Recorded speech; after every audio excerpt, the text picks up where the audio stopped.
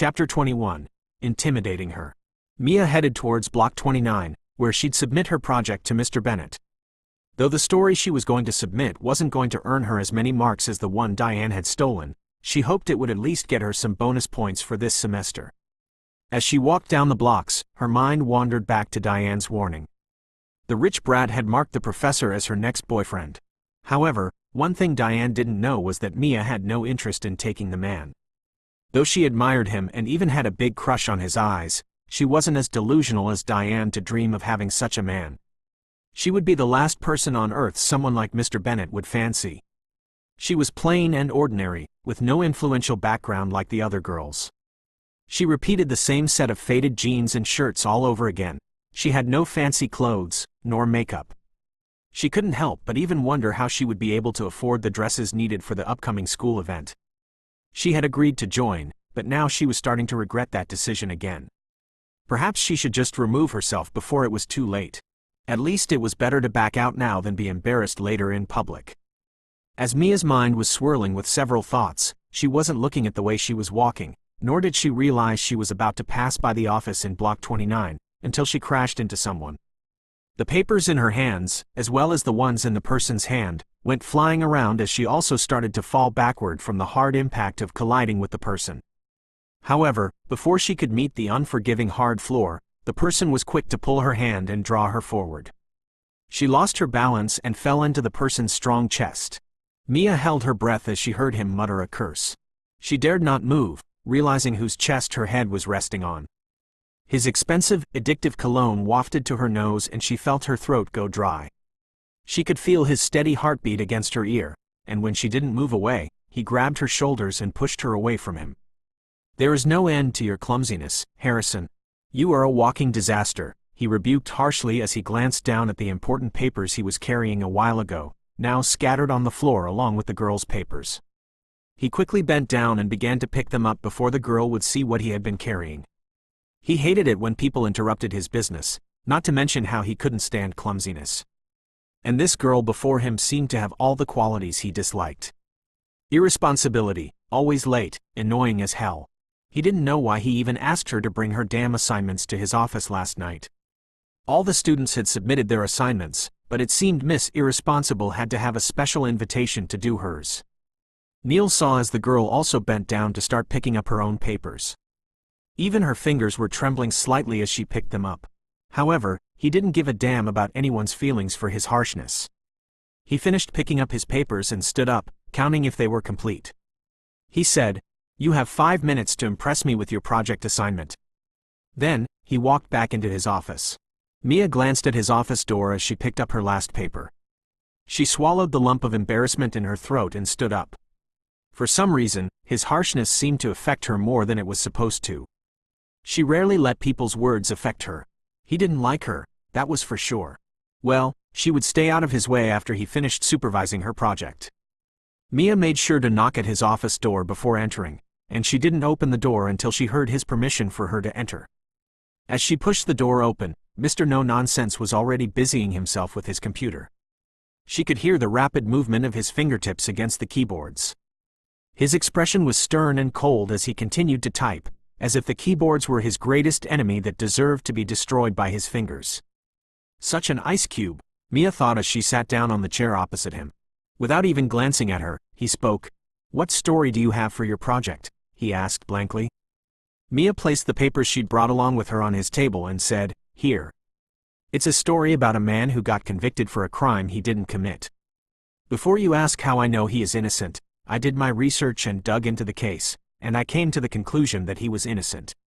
She had been working on this story before she got the one Diane stole. She had gone to many dangerous places to get her hands on some few pieces of evidence. Neil, who heard what the girl said, asked another question without looking away from his computer. "And how did you come to the conclusion that he is innocent?"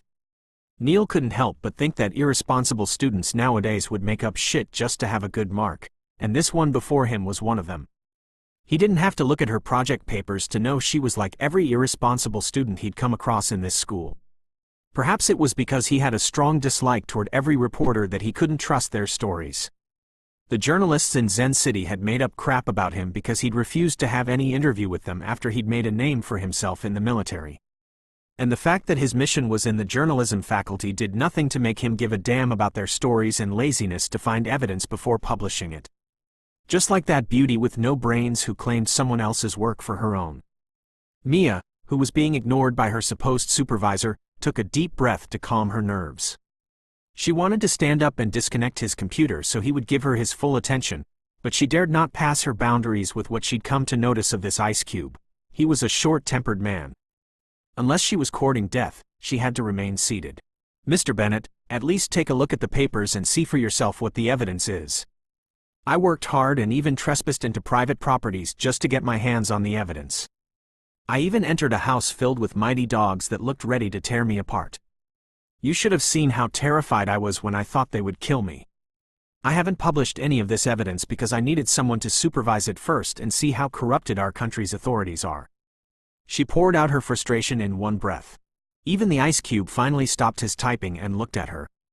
Without a word, he reached out and picked up her papers. His eyes skimmed through the contents, and for the first since Mia had known him, he showed his disbelief. He looked up at her with those beautiful, intense gray eyes, as if she had grown two heads. "How in the name of the devil did you get your hands on a DPO investigation statement?" he asked in astonishment.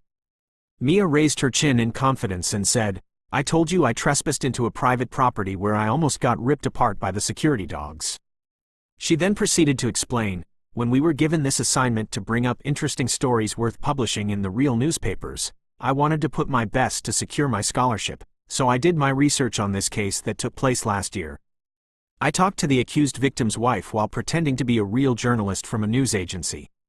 She explained to Neil how she had come to the conclusion that the man was innocent and was accused because the authorities couldn't find the real culprit and decided to pin the crime on him just to close the case. Neil listened to the girl in disbelief. If he said he wasn't surprised, then it was a lie. All the evidence she had was something that could reopen a closed case if she published it. Though he still wasn't impressed by how she'd gotten her hands on the evidence, because to get all this, she had trespassed into someone's privacy, something he hated about journalists. Mia smiled in satisfaction as she believed her project had somehow taken the ice cube by surprise. He would surely allow her to publish it and give her good marks. However, she wasn't prepared for his next words. "You cannot publish this, Harrison." He burst her bubble with such a nonchalant attitude that irked her to no end. "Why?" she asked, standing up from her seat. "You don't know how much I've worked to get that. Why can't anybody understand that I need to pass this project? First, it was Diane who stole my story and published it, getting all the credit for my hard work, and now it is you. Why can't? What did you just say?" He cut her off so suddenly that Mia shrank backward, thinking she had said something to offend him somehow. Chapter 22. Leaving her on pending. "What did you just say?" He cut her off so suddenly that Mia shrank backward, thinking she had said something to offend him somehow. "I said I worked hard on my project, and you can't." Before she could even finish speaking, he cut her off again. "Damn it. I said, what did you mean by Miss Foster stealing your work?" he asked coldly. Mia pursed her lips as she met his murderous glare. She had let those words slip out of her mouth out of anger, but meeting his gaze, she could tell he wouldn't tolerate any nonsense. He must have also believed that Diane had been the one to get the information and she was just an irresponsible student claiming another person's work. However, even if he were to get angry and accuse her of being a thief, she would confidently stand by her work. What I mean is that Miss Diane Foster is nothing more than a thief and a liar. The information she presented as her own was actually mine. Whether you believe me or not, I was the one who obtained that information about the syndicate. Neil had known that Miss Foster, the beauty without brains, had stolen the information she used for her project, but he had not expected that she had stolen it from this girl. However, he wouldn't believe either of them until he had personally confirmed it. "And how did you acquire that information?" he asked, leaning back in his chair and propping up his long legs on the table, observing her with his predatory gray eyes that sent a shiver down her spine. Before Mia could begin to explain how she had gotten that information, his phone went off on the table. He reached out his hand and took the phone. When he glanced at the caller, he cursed under his breath and picked up the call. "What?" he growled at the other person on the call. Mia watched as his expression turned ugly as he listened to what the caller was saying, and before she knew it, he jumped out of his chair. "I'm on my way," he said before hanging up the phone call and picking up his keys. He was about to storm out of the office without saying anything to her, but she stood up and called out, "Mr. Bennett, what about my assignment?" He opened the door and spoke over his shoulder, "Your assignment can wait until I'm back. I won't be coming to the school in 3 or more days, but when I'm back, I want the full explanation on how you got the information about the syndicate. One more thing. Don't publish that crap you've got there." He gestured to the papers on his desk. Then, before Mia could reply, he closed the door and hurried down the hallway. She rushed out to ask him why he didn't want her to publish it, but unfortunately, he'd run off. With those long legs of his, it was no surprise he would run that fast. However, what the hell was she supposed to do now that he hadn't given her any marks, not to mention he had said he wouldn't be coming to school in a few days? No doubt Mr. Bennett would be the cause of her failed project. 3 days passed by in a flash, and in those days, Mr. Bennett didn't show up in school, and Mia was left wondering if he would ever show up. He called people irresponsible, but he was the biggest irresponsible man to neglect his duty at the school for whatever he was up to. Though he looked a bit panicked when he picked up that call the other day, she couldn't help but wonder what could be so serious that got Mr. Ice Cube to panic. Mia sat in their small living room, munching on the potato salad she'd made for herself while browsed through the news channel to find something interesting. She had a lot of things bothering her, and to make matters worse, she had no guitar to play it off on. Life without her guitar was like a life in hell. She yearned for her guitar and yearned to play her favorite song. As she was browsed through the news channel, she suddenly stopped on channel 11 as something the reporter was saying caught her attention. On the screen of their small television were children being carried out of a humongous private school in Lemuria, a neighboring country. All thanks to Neil Wayner, the innocent children were safe from the bomb. The reporter continued to talk about how Neil Wayner had defused a time bomb from a primary school in Lemuria. However, he was out of there before the reporters got to know of the news. The reporter also talked about how generous the soldier was and how grateful the president of Lemuria was. Neil Wayner, the hero of humanity. A living proof of generosity. The parents of the students were showering him with praises on the television. Mia listened to the news in wonderment. Lemuria was a country filled with terrorists who plant bombs in public places to harm innocent people. And the military was doing their best to put an end to such cruelty. Neil Wayner, Mia thought, was a hero to many people. However, the fact that he remained mysterious to the world only made him more interesting to everyone. He had done remarkable things from his young age, but yet he still remained a mystery no one knew about. Nobody knew what he looked like or where he lived. She couldn't help but think any news agencies that succeeded in exposing who he was would climb up the top in the country. Since last year, she had been using her skills and research to try to find out more about this mysterious man. She had even succeeded in getting his private number. However, her search had come to an end when the number always fell on voicemail. If only she could get to speak to him and ask him a few questions. Thinking about this, Mia decided to try to contact him again. But this time, she would only send him a message. Perhaps he was introverted and didn't like the spotlight he would receive from the paparazzi and the media. However, it would be best if she approached him like a normal person than to let him know she was trying to interview him. There was no harm in trying her best. Besides, now that Mr. Ice Cube had left her assignment pending, she needed another alternative if he wouldn't mark that project. Getting Neil Wayner's interview would be like getting a hidden gold treasure. She typed a few messages and kept deleting them as she thought it sounded cheesy. She tried to put herself in the shoes of an introverted soldier. Then wrote the only honest thing that came to her mind. "I saw what you did today, Neil Wayner, saving those children and teachers' lives. You're a hero, you know.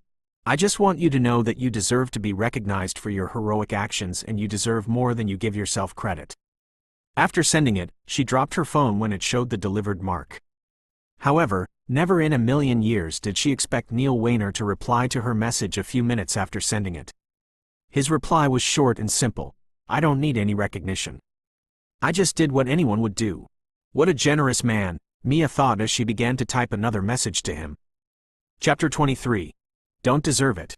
The night sky was filled with countless twinkling stars, but due to the city lights, they were outshined. In the uptown of Zen City, where it was known to be a place of life and wealth, where only the top-tier celebrities and important people lived, a magnificent mansion stood tall with its black wrought iron gates. Laughter echoed from within the mansion, mingling with the soft hum of conversations. Outside, sleek black and gray cars gleamed in the mansion lights, proof of the extravagance of the people held within those grand walls. Inside the mansion, Neil sat in the bar space of his house with his cold gray eyes glaring at his uninvited guests. Though he had been called days ago about a man carrying a strange bag into a school in Lumoria, he had gone immediately, knowing what could be in the bag as always. It had taken him 30 minutes to defuse the bomb, and it had taken him hours to get his hands on the bastard who had planted it in the school. And after all the stress he had to go through in his flight back to Zen, he had expected to come home and rest for a while before thinking about going back to pretending to be Leo Bennett. However, he hadn't expected to come back to find his subordinates waiting on him to give him their so-called congratulations for saving the lives of the children in Lumoria. His fellow soldiers in the military now surrounded his house, doing as they pleased in the name of celebrating him. Neil's mood was far from festive. Irritation etched across his handsome features as he observed the men taking liberties in his home. Liam, who sat beside Neil in the luxurious bar space that held expensive wines, noticed Neil's discontent and offered a reassuring pat on the back. He had known Neil for as long as the first day he was taken to camp. Though Neil was a quiet and moody person in the military, he hated crowded places and liked keeping to himself. But he wouldn't hesitate to hit anyone who crossed him regardless of their ranks in the army. And throughout his years at the boot camp, Neil had been known for his temper and determination to do things normal people wouldn't do, just like defusing bombs. Liam could still remember the first time his friend had defused a bomb at the age of 17, where his peers were still slacking around at the boot camp. However, the more Neil got popular in the army, the more enemies he made among his peers. They would do anything to bring him down, just like now in his own house where the soldiers were trying to make a fool of him. Liam sighed. If it wasn't a protocol that a soldier must not hit another, Neil Wayner would have most likely mopped the floors with their mouths at this point. Ignore them, man. I can see that Jason brought them all to your house just so you could throw the first blow. And I hope you won't do that considering what happened the last time you threw the first blow. Liam advised, trying to ease his friend's irritation.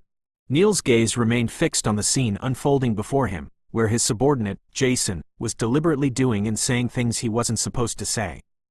I could have ignored it if Jason wasn't trying to get on my nerves. I am damn exhausted. I can't stomach any of their nonsense for long, he muttered, his voice like ice. Across the room, Jason and his entourage stood before the huge French window that offered a distant night skyline of the city view from the third floor. They stood in groups with wine glasses in each of their hands. Disdain was written on their faces and mockery in their words as they laughed. He is acting like he's something special, Jason sneered, his words laced with contempt. It's all because his uncle's a general, that's why he was given the rank of a major general, you know? The only reason he's getting attention is because of his uncle David's connections. Jason was the one doing most of the talking while the rest were just listening as they dared not voice their thoughts, knowing what Neil could do to them if he were angered. They had once witnessed how he almost beat a commander to death in camp, but because of his intelligence and ability to do things in the military, he had been let off. However, Jason, the ringleader, wasn't afraid of what Neil could do to him and continued to speak. He's even refusing to meet any of the reporters dying to have him on TV just to make people give him more attention. He's a fucking pathetic soldier, really. Almost everyone in the military knew of the bad blood that ran between the two ever since Neil was taken to the military by his uncle at the age of 13. Even though Neil had worked hard to gain his current rank, Jason believed he had it because his uncle was a general. Their words cut through the air like a sharp blade, and Neil clenched his fists, his stoic demeanor faltering. He could endure insults, but questioning his integrity and belittling the years of hardship he endured in the military struck a nerve. Liam, sensing Neil's boiling anger, whispered, "Let it slide, Neil.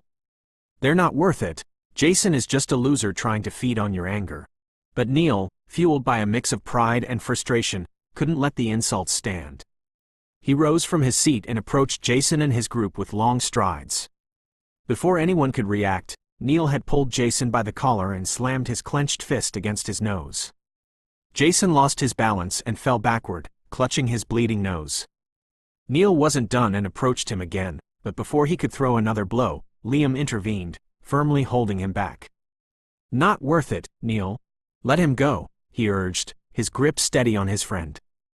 Neil's eyes burned with unbridled fury, but he reluctantly yielded to Liam's restraining hold. "Get out of my house," Neil seethed, his deep voice cutting through the lingering tension. "I won't tolerate disrespect under my roof. All of you out." All the men quickly started to leave the house, while Jason, who wiped at his bleeding nose, stood up. Arrogance still plastered across his face despite the blow he'd just received. He smirked and retorted, "Enjoy your little moment of glory, Wayner. But remember, one wrong move, and it'll all come crashing down. Your uncle won't be able to save you forever when you make another mistake." With that parting shot, Jason sauntered out of the mansion. Left alone in the aftermath, Neil returned to the bar space, running his fingers through his hair in frustration. Another mistake, he thought as he gripped his glass, the cool surface providing a brief relief from the heat of the moment. Downing the remaining contents of his wine, he tried to swallow down the lingering anger from being reminded of his first mistake that caused the lives of innocent people 2 years ago. Liam, now standing beside him, tried to reassure his friend, "Forget them, Neil. You've earned everything you have today. Jason is just a jealous pussy." Neil nodded, though the fire in his gray eyes still spoke of his lingering resentment for Jason.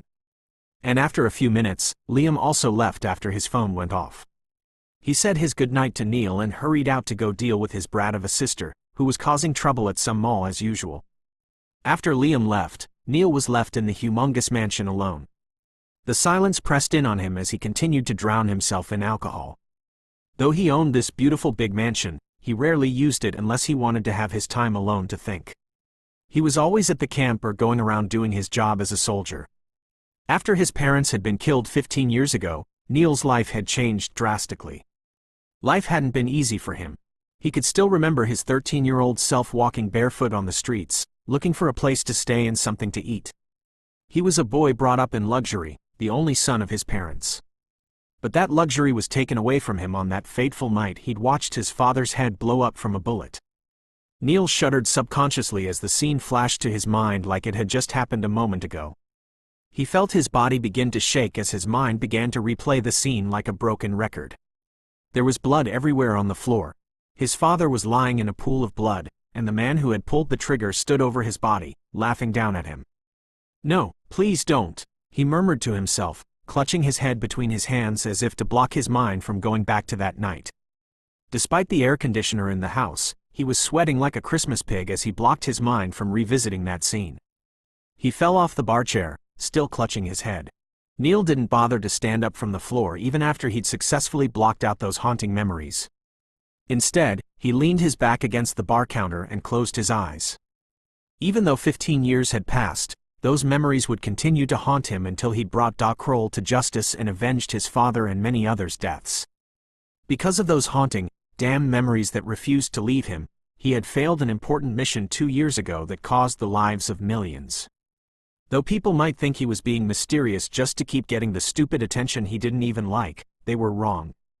He wasn't showing himself in public and taking credit for everything he'd done because he didn't deserve any of that attention. He was saving people not just because he wanted to do what was right, but because he had his selfish reasons. And after what happened 2 years ago, as Neil was trying to stabilize his mind and trembling body, he felt his phone vibrate in his pocket. He would have ignored the phone if he was still in disguise, but he dared not ignore it if it was a message or call from General David, his uncle, or even a call of emergency. He hadn't switched his phone back to the one he used as Leo Bennett, so with a slightly trembling hand, he fished out the phone from his pocket. He saw a message on the screen sent from an unknown number. He unlocked the phone and tapped on the message. "I saw what you did today, Neil, saving those children and teachers' lives. You're a hero, you know. I just want you to know that you deserve to be recognized for your heroic actions and you deserve more than you give yourself credit." Who was this person? He thought with a frown. He thought to ignore the person, just like he'd ignored all the unknown callers and messages he'd gotten today. But then, thinking of how he didn't want his mind to wander to any unwanted past memories, he replied to whoever the person was. "I don't need any recognition. I just did what anyone would do," he replied and was about to put his phone away when it vibrated again. The person had replied to him, "But not everyone does it. You risked your life. Why do you shy away from being appreciated by the world?" "Because I don't deserve it," Neil thought to himself with a bitter expression.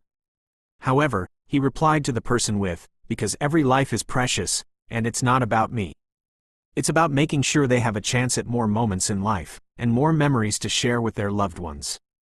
No one deserves to die. Neil didn't know why he was even replying to this unknown person. Perhaps he was too drunk and too alone in a huge mansion with nobody but himself and his past ghosts. He wasn't the type to sit and chit-chat with some random stranger, or to even reply text messages. But he found himself staring at his phone screen, waiting for another message from the unknown person. I don't know why you hide yourself, and I know you may not want it, but you deserve thanks. You gave someone a second chance, a chance to live, to love, to be. That is more than anything, Mr. Weiner. He replied to the person again. I don't need thanks, I need people to care for each other. If my actions inspire that, then that's gratitude enough for me. Chapter 24. Release her hair. Mia woke up early the following morning after her short conversation with Neil Weiner the previous night. She had messaged him in order to ask him some personal questions for the story she was working on about him. However, after he responded with a message about the importance of caring for others rather than receiving thanks, she hadn't been able to ask anything else.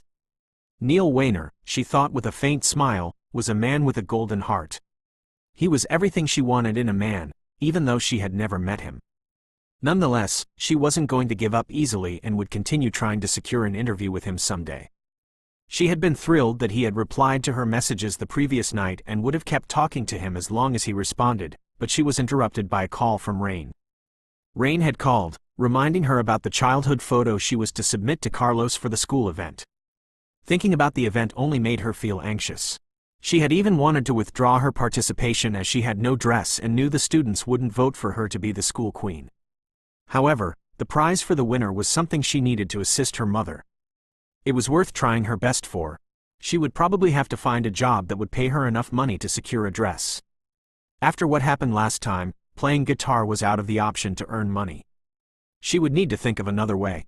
But first, she needed to finish with her assignments and get it done with. That was if Mr. Ice Cube had gotten back from his 4-day vacation. He was such an irresponsible man. How she wished she could say that to his cold face the next time he looked down on her with those beautiful gray eyes.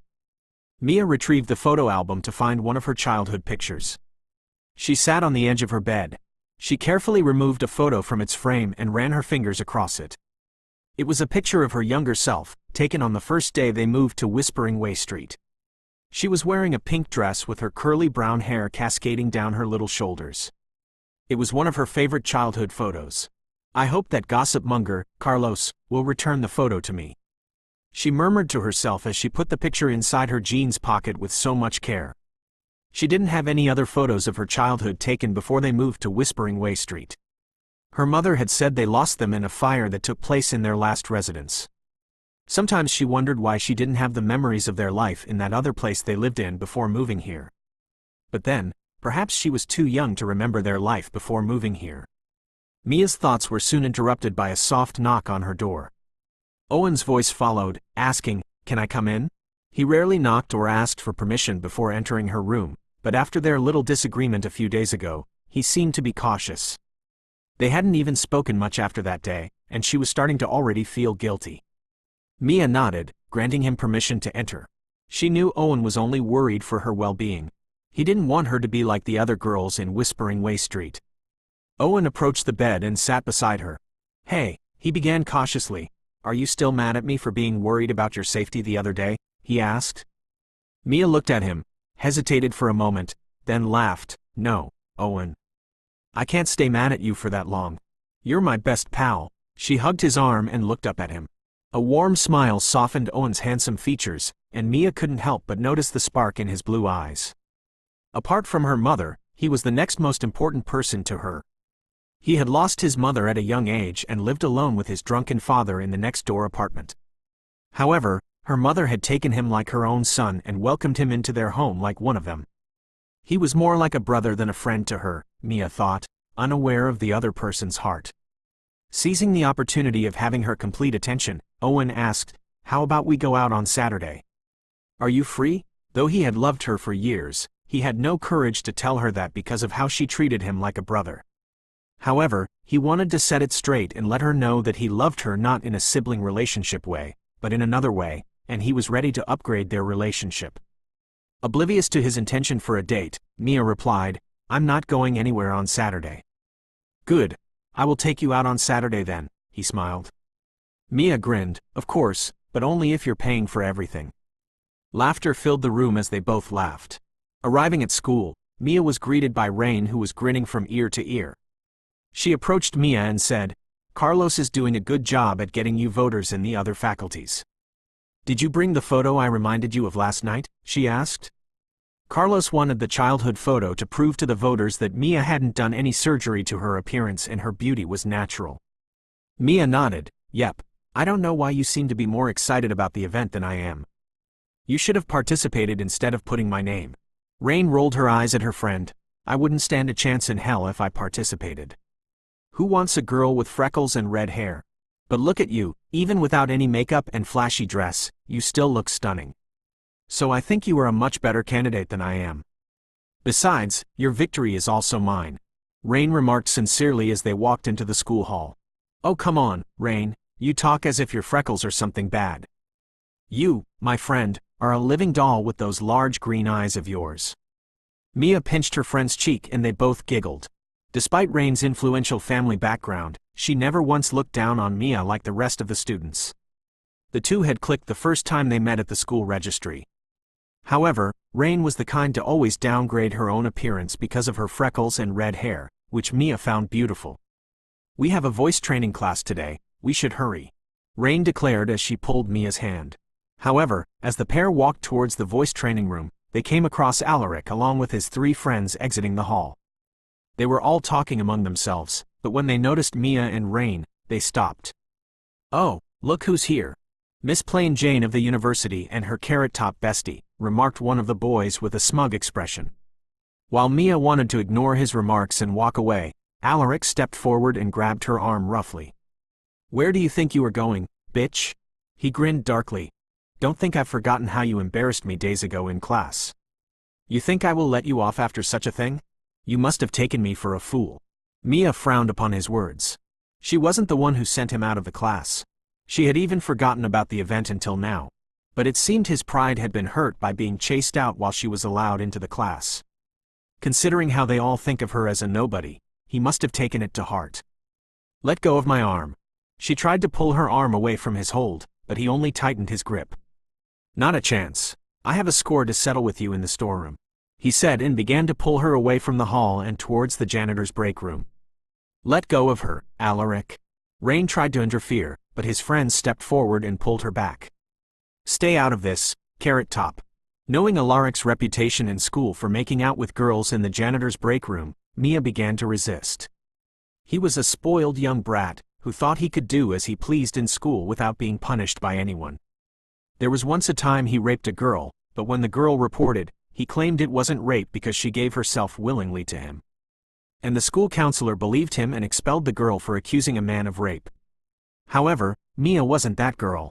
She twisted his arm the way she was taught in the martial arts class, and jabbed her elbow against his stomach. He cursed under his breath and released her quickly, but before Mia could run away, he grabbed her by the hair and pulled her back. "Bitch, I will teach you a lesson for that." He raised his hand and landed a slap on her cheek. Mia fell to the ground from the force of his slap. She felt her right cheek burn. And when he grabbed her hair again and pulled her up, the photo in her pocket fell to the ground without her notice. With her right ear ringing from the impact of his slap, Mia closed her eyes when she saw him raise his hand. But this time, before he could land the slap on her cheek, a voice boomed in the hallway. "Slap her one more time, and I swear I will make that hand of yours useless for the rest of your life, Blackwood." Came Neil's nonchalant voice from the other side of the hallway, where he had just gotten out from the corner of the hallway only to find the boy he had been dying to lay hands on after that day, slap a girl. At first, he had wanted to pass and ignore what was happening, as he had something important to do in the counselor's office, who had fallen as one of the biggest suspects to his mission to uncover the man helping in shipping the bombs. But when he noticed the girl who'd been slapped, for some reason he couldn't ignore it. Not to mention he could tell why the damn boy had confronted the girl. "Release her hair," Neil warned calmly as he noticed the girl grimace slightly. Alaric tightened his grip on Mia's hair and glanced at the professor. "What the fuck are you going to do if I don't release her? You are just a damn professor with no class. You have no idea what my father's wealth could do to you. If you know what is good for you, turn away and pretend you didn't see anything." Neil's temper flared like a storm as he took 4 purposeful strides toward Alaric. Without hesitation, he seized the hand entangled in Mia's hair and twisted it in the opposite direction.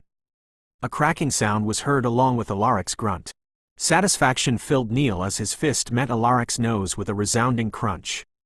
"I will teach you the discipline you lack from home," Neil declared, his tone unwavering. Despite the boy's broken arm, Neil didn't release him. He gave him the beating given to the disrespectful new recruits in the army. As Alaric crumpled under the force of Neil's blows, the others holding rein quickly released her, and without doing anything to help their friend, they scrambled away from the empty halls. "You fucker! I will make sure you lose your job!" Alaric cried out immediately he was released from Neil's mercy. However, he didn't stay for a moment and ran away, clutching his broken arm and bleeding nose. Turning to the girl on the ground, Neil found her gazing up at him with an unreadable expression. His eyes briefly fixated on her reddened cheek, and a flicker of darkness passed through his gaze. "Go and apply ice to it," he advised coldly. Mia, who was still immobilized by the fact that she had been saved by her ice cube professor once again, nodded. She hadn't expected him to come to her rescue, again. It almost seemed like he was her guardian angel. First, it was on the rooftop where everyone thought she was going to kill herself.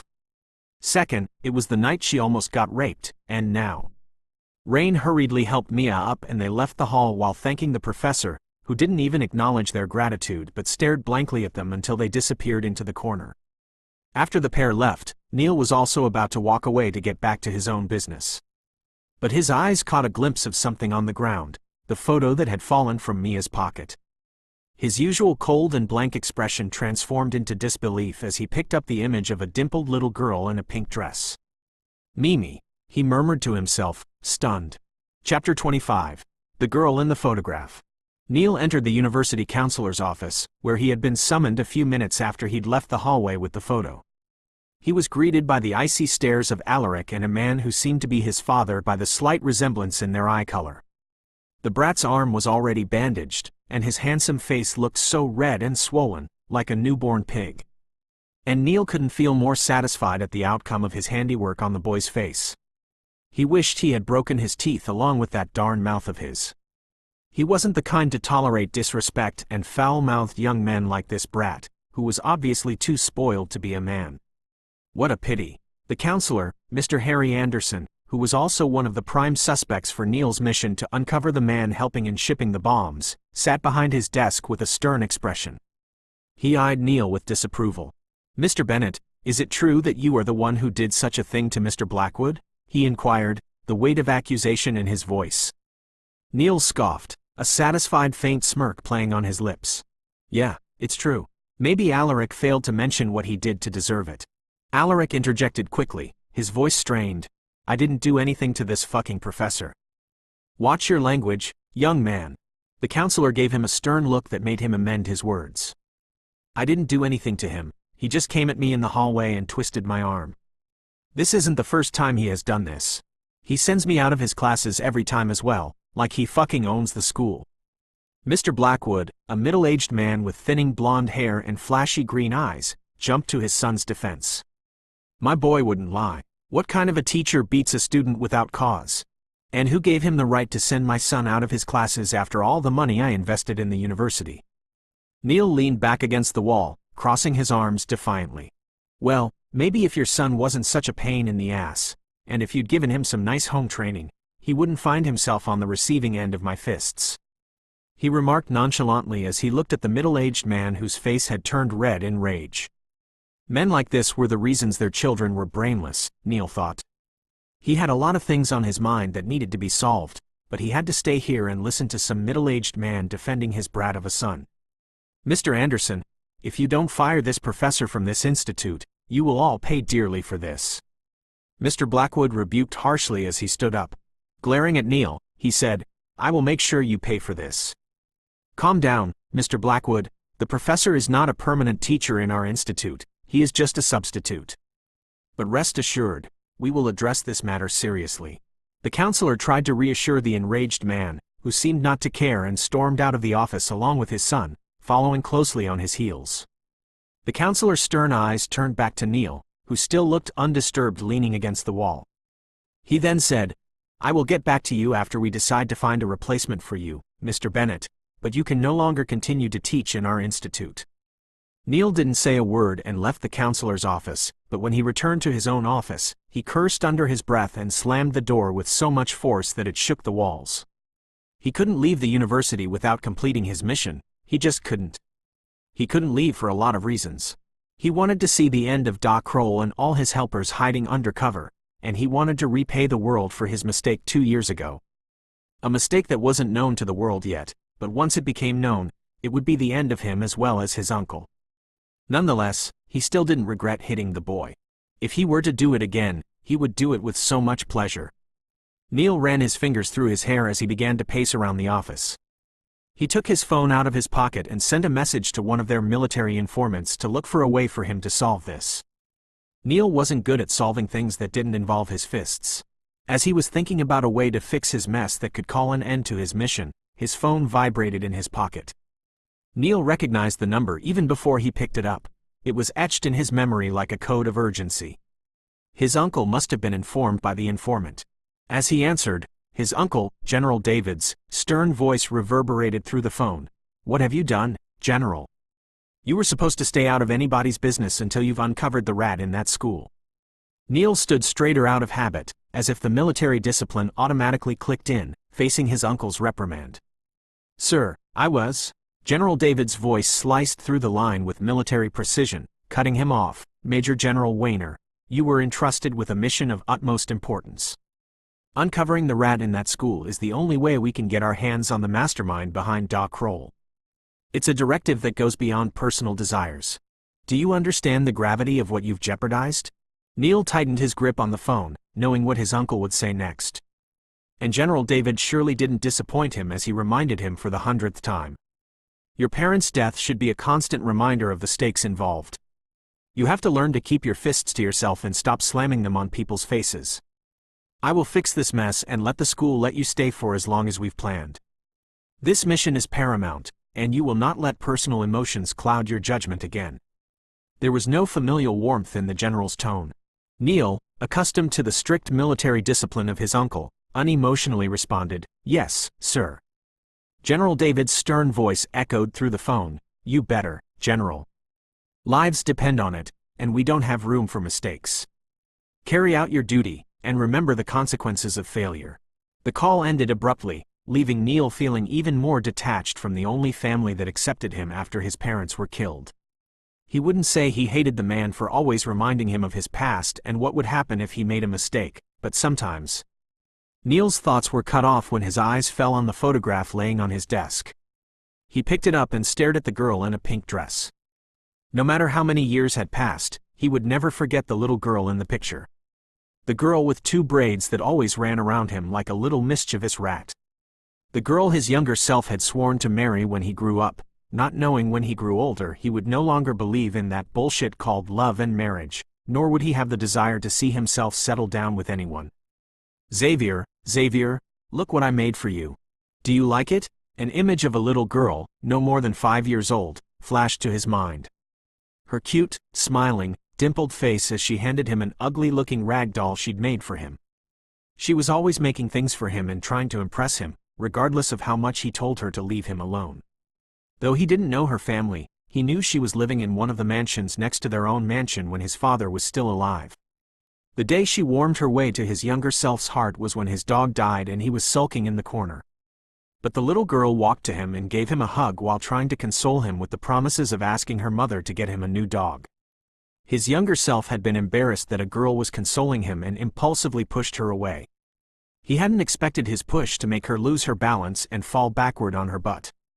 The little girl had looked up at him with teary, large brown eyes and cried out, "You are being mean to me like Papa. I am sorry, I didn't mean to anger you, I just want to make you feel better." When Neil saw how he had hurt the girl's feelings, he had felt bad and apologized. He also consoled her with a chocolate he stole under his mother's nose from the kitchen. After that day, they became inseparable until the day he'd lost everything. Neil ran his fingers across the girl's photo. How did this girl turn out to be Mia Harrison? What went wrong that made her family become poor? In the past, she lived in a grand house that was as huge as a president's estate. But now, he had seen the place she lived in when he dropped her off that night at Whispering Way Street, the poorest town in Zen.